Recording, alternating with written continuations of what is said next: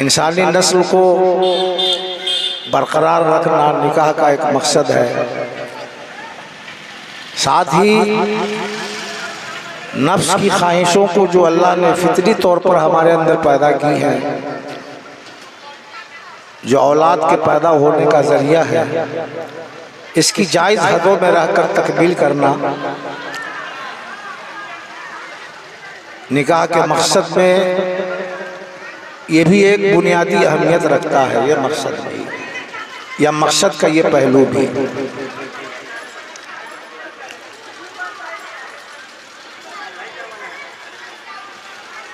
और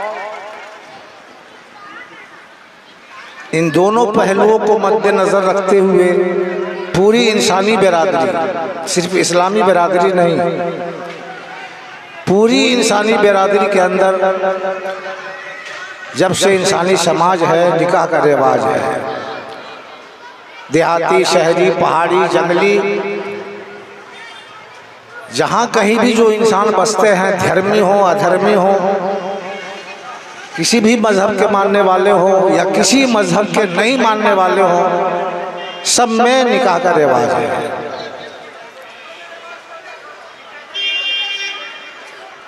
और इंसानियत का ये एहसास है कि हर इंसान के अंदर, चाहे वो मर्द हो या औरत हो, भूख प्यास की तरह जो एक ख्वाहिश पैदा की गई है, जिस ख्वाहिश के नतीजे में इंसान बनते हैं, औलाद पैदा होती है, इस ख्वाहिश को जायज़ हदों में पूरी की जाए, ये हर इंसान की फितरत बोलती है, हर इंसान का दिमाग बोलता है, अक्ल कहती है। इसीलिए एक कानूनी ज़ाब्ते के तहत निकाह का अमल अंजाम पाता है।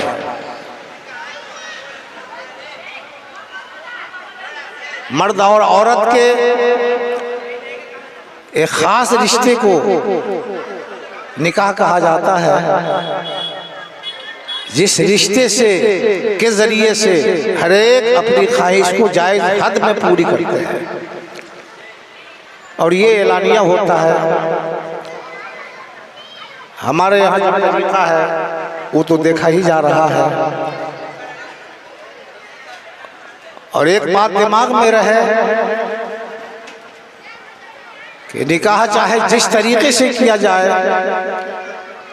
अगर निकाह करने वाला इस्लाम के दायरे का नहीं है, गैर इस्लाम में रहकर निकाह किया है और वो जोड़ी इस्लाम कबूल कर लेती है, तो उसको नए सिरे से इस्लामी तरीके से निकाह करने की कोई ज़रूरत नहीं है। उसका वो तरीका जो उसके समाज का था या उसके मज़हब का था, उसी तरीके से किया हुआ निकाह सलामत रहेगा। और उससे भी जो बच्चे पैदा होंगे वो हलाली होंगे, वो भी हलाली होंगे। वरना वो लोग जो ज़माने जाहिलियत में निकाह के ज़रिए से पैदा हुए, उन लोग के नसब पर हरफ आ जाएगा और बड़े बड़े लोग इसमें गिरफ्तार हो जाएंगे। नए निकाह की ज़रूरत नहीं। खैर, हम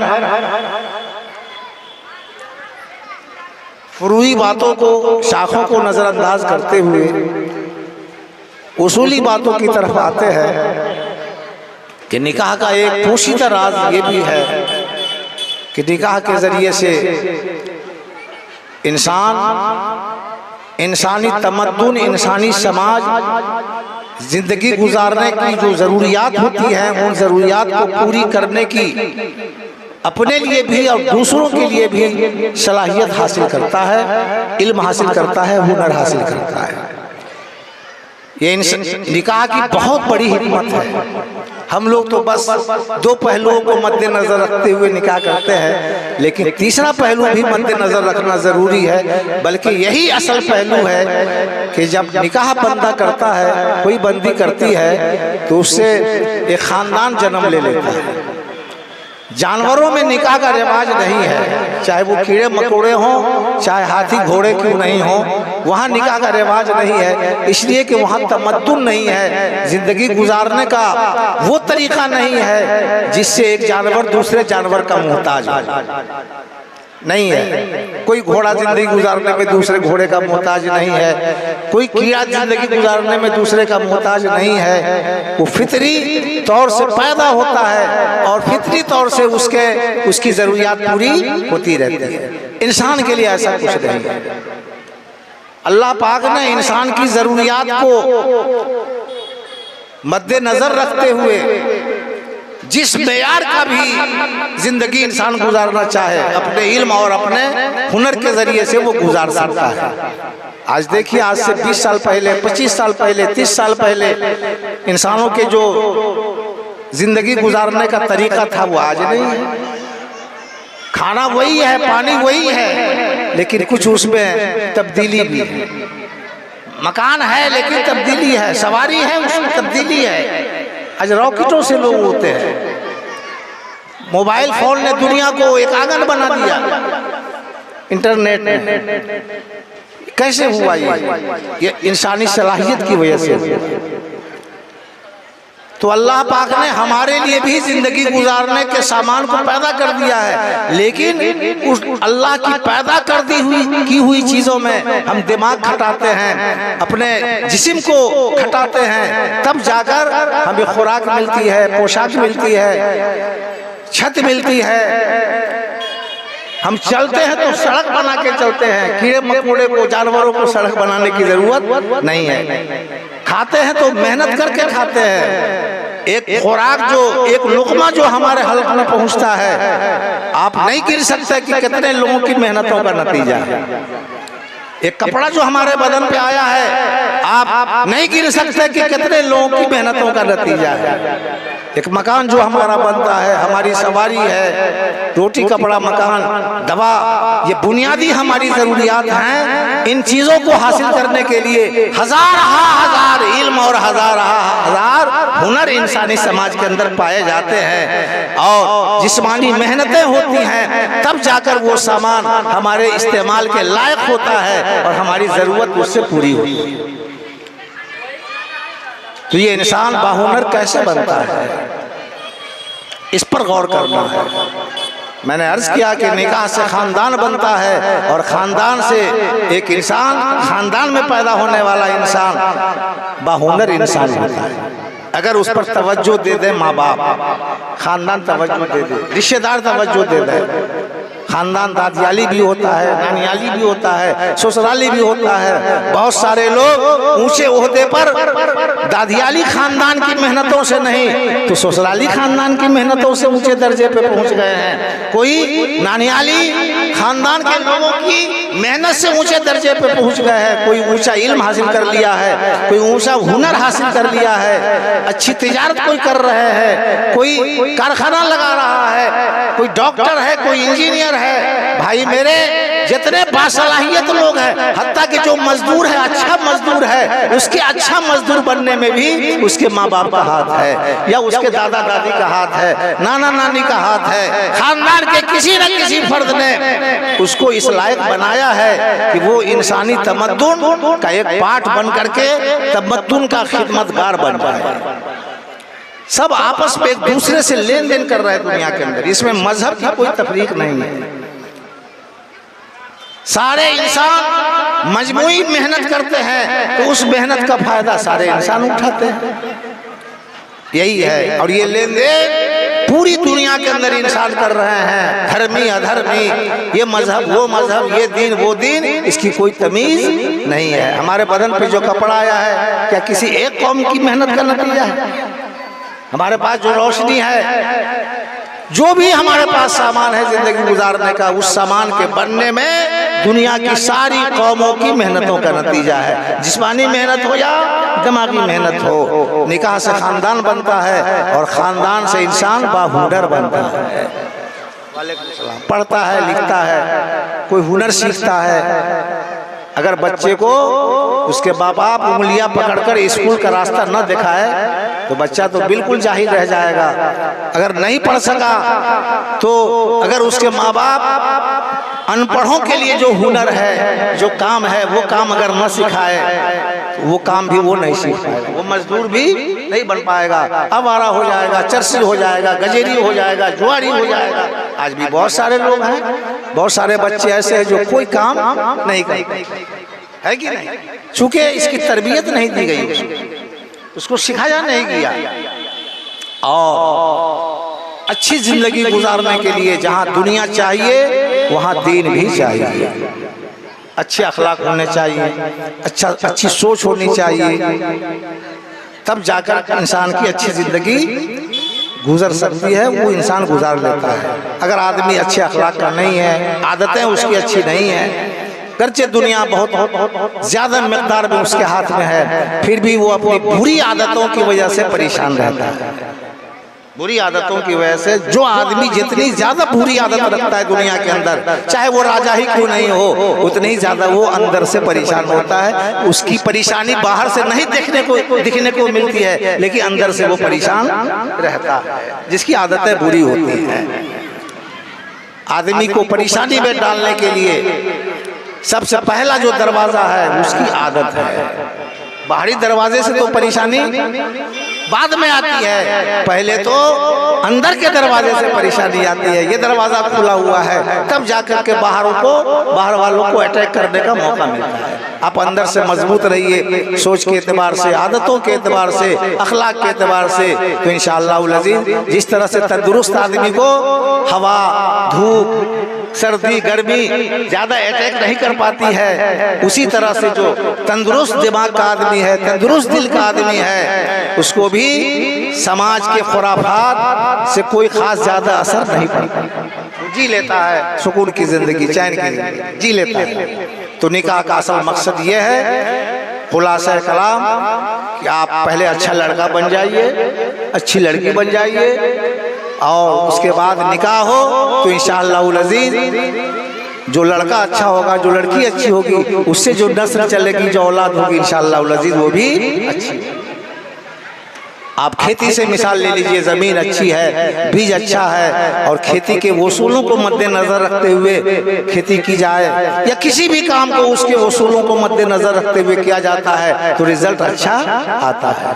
ये शाद व नादिर ऐसा होता है, अल्लाह अपनी कुदरत का इजहार कर देता है कि कोई बला आ जाती है खेती पर और पूरी खेती साफ हो जाती है, किसी का माल लूट जाता है, किसी का मेहनत से बनाया हुआ घर जल जाता है। ये अल्लाह की कुदरत है, कानून यही है कि अच्छे तरीके से कोई काम किया जाए तो उसका नतीजा अच्छा निकलता है।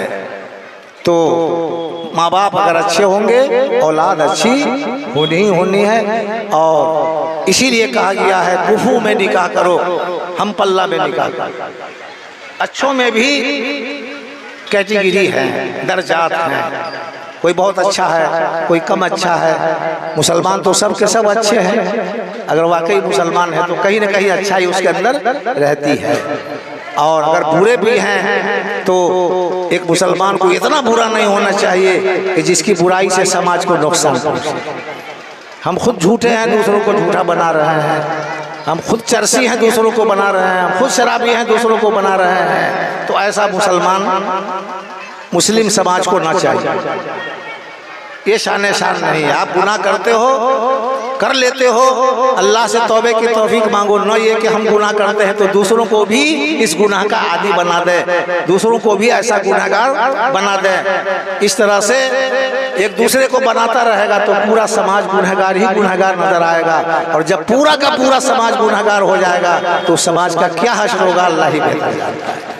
आज तो अक्सरियत गुनहगारों की हो गई, तब तो देख रहे हैं हाल क्या है। लोग कहते हैं कि सच का जमाना नहीं है, सच का जमाना नहीं है तो ये जमीन कैसे कायम है जी, ये हवा कैसे चल रही है, ये पानी कैसे बरस रहा है, ये सूरज कैसे निकल रहा है, ये चांद अपनी चांदनी कैसे बिखेर रहा है। सच का जमाना कल भी था, जमाना खुद सच्चा है और सच है, इसलिए सच का जमाना आज भी है, सच का जमाना क़यामत तक रहेगा। और जिस दिन सच का जमाना, जिस घड़ी नहीं रहेगा, अल्लाह ताला इस दुनिया के निजाम ही को लपेट देगा, क़यामत बर्पा होगा।